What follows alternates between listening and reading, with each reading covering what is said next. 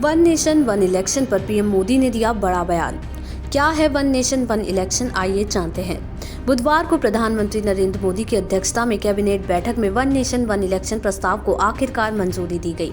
बता दें कि पूर्व राष्ट्रपति रामनाथ कोविंद की अध्यक्षता में बनाई गई कमेटी ने 14 मार्च को राष्ट्रपति द्रौपदी मुर्मू को अपनी रिपोर्ट सौंप दी थी। इस फैसले को लेकर प्रधानमंत्री मोदी की पहली प्रतिक्रिया भी सामने आई है। प्रधानमंत्री ने वन नेशन वन इलेक्शन की इस पहल का नेतृत्व करने और पूरी प्रक्रिया के दौरान विभिन्न दलों से विचार विमर्श करने के लिए देश के पूर्व राष्ट्रपति रामनाथ कोविंद के नेतृत्व की जमकर तारीफ की।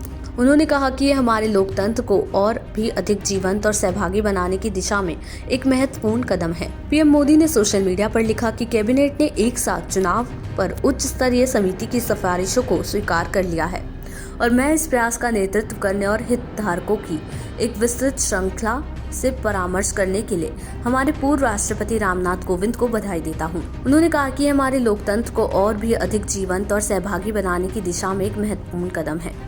वहीं दूसरी ओर केंद्रीय गृह मंत्री अमित शाह ने सोशल मीडिया पर लिखा कि पीएम नरेंद्र मोदी के नेतृत्व में भारत परिवर्तनकारी सुधारों का गवाह बन रहा है और आज इस दिशा में केंद्रीय मंत्रिमंडल द्वारा एक राष्ट्र एक चुनाव पर उच्च स्तरीय समिति की सिफारिशों को स्वीकार करने के साथ भारत ऐतिहासिक चुनाव सुधारों की दिशा में एक बड़ा कदम उठा रहा है।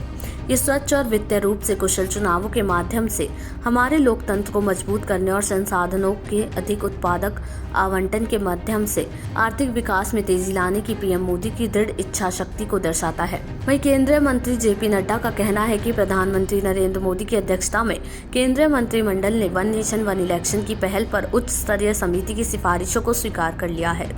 उन्होंने कहा कि राज्यों में अलग अलग समय पर चुनाव कराने की मौजूदा प्रणाली विकास प्रयासों में बाधा डालती है और राष्ट्रीय खजाने पर बोझ डालती है।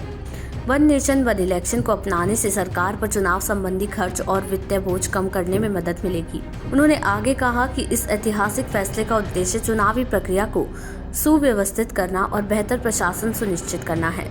वहीं केंद्रीय शिक्षा मंत्री धर्मेंद्र प्रधान ने लिखा कि वन नेशन वन इलेक्शन को मोदी कैबिनेट की मंजूरी दिशाहित में ऐतिहासिक निर्णय है, मगर एक देश एक चुनाव पर कांग्रेस सहित कुछ विपक्षी दलों का रवैया बेहद खराब और दुर्भाग्यपूर्ण है।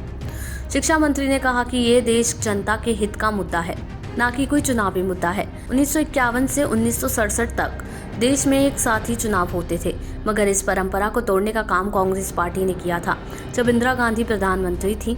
इसलिए देश के संघीय ढांचे पर बार बार हमला करने वाले और लोगों के संवैधानिक अधिकारों को छीनकर आपातकाल लगाकर पूरे देश को जेलखाना बनाने वाली कांग्रेस पार्टी को पहले अपने दामन को देखना चाहिए और दागदार इतिहास में सबक लेना चाहिए। पोस्ट में उन्होंने आगे लिखा, दिशाहीन और नीति विहीन कांग्रेस पार्टी नकारात्मक और झूठ में इस तरह डूब गई है कि उसे राष्ट्रीय महत्व के विषय पर भी केवल राजनीतिक लाभ हानि की ही चिंता रहती है। उनका कहना है कि एक देश एक चुनाव भारतीय लोकतंत्र को मजबूती प्रदान कर जनता के हितों को सुरक्षित कर विकसित भारत के निर्माण में अहम योगदान देगा।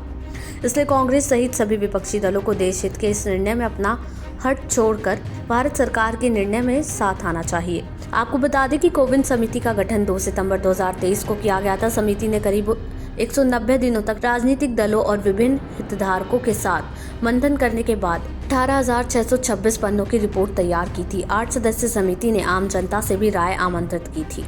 अब क्या होता है वन नेशन वन इलेक्शन, आइए ये भी जान लेते हैं। एक देश एक चुनाव यानी वन नेशन वन इलेक्शन का मतलब है कि पूरे देश में एक साथ लोकसभा और विधानसभा चुनाव हो और इसको ऐसे समझे कि देश की सभी 543 लोकसभा सीटों और सभी राज्यों और केंद्र शासित प्रदेशों की कुल 4,130 विधानसभा सीटों पर एक साथ चुनाव होंगे।